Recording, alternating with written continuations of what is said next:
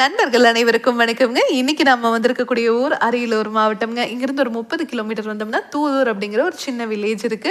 இன்னைக்கு அங்கதான் நம்ம பயணியர் பயோ டேங்க் ஃபிக்ஸ் பண்ணி கொடுக்கறதுக்காக வந்திருக்கோங்க. இது ஏற்கனவே கட்டின வீடு தாங்க. இப்போ இங்க ரெனோவேஷன் ஒர்க் பண்ணிட்டு இருக்காங்க. வீட்டோட பேக் சைட்ல இடம் இருக்கு. அங்கதான் நம்ம பயணியர் பயோ டேங்க் 1200 லிட்டர் ஃபிக்ஸ் பண்ணி கொடுக்க போறோங்க.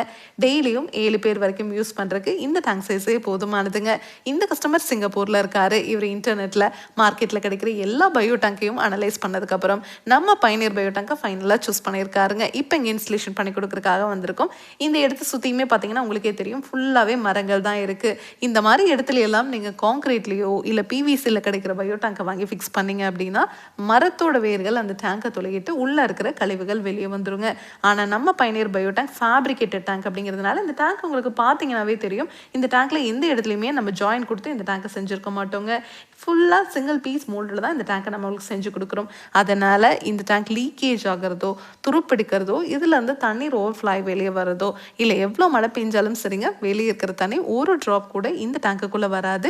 அதனால தான் நம்ம பயணியர் பயோ டேங்க் உங்களுக்கு டேங்குக்கும் 50 வருஷம் வாரண்டி, பாக்டீரியாவுக்கும் 50 வருஷம் வாரண்டி கொடுக்க முடியுது. அது மட்டும் இல்லாமல் இந்த இடத்துல சுற்றியுமே வயல் இருக்குங்க. அதனால ஊற்று தண்ணி ஊறிட்டே இருக்கும்.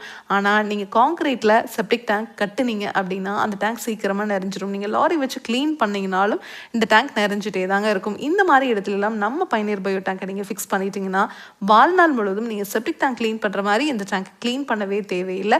அதே மாதிரி இந்த டேங்குக்குள்ளே வர மனித கழிவுகள் உள்ளேயே முழுவதுமாக செரிமானமாகி தண்ணீரையும் சுத்திகரித்து வெளியே அனுப்பிச்சிருங்க.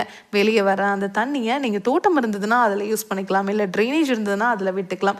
எனக்கு ரெண்டுமே இல்லை அப்படின்னா நீங்கள் பூமிக்கு கீழே அந்த தண்ணி போகிற மாதிரி பண்ணிக்கலாங்க. பூமி கீழே அந்த தண்ணி போச்சுன்னா இஞ்சுமா அப்படின்னு கேட்டிங்கன்னா கண்டிப்பாகவே இஞ்சுங்க.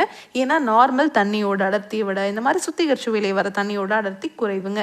இதை பற்றி உங்களுக்கு இன்னும் டீட்டெயிலாக தெரிஞ்சுக்கணும்னா பயணியர் பயோ செப்டிக் டேங்க்குங்கிற யூடியூப் சேனலுக்கு போய் பாருங்கள். Thank you friends.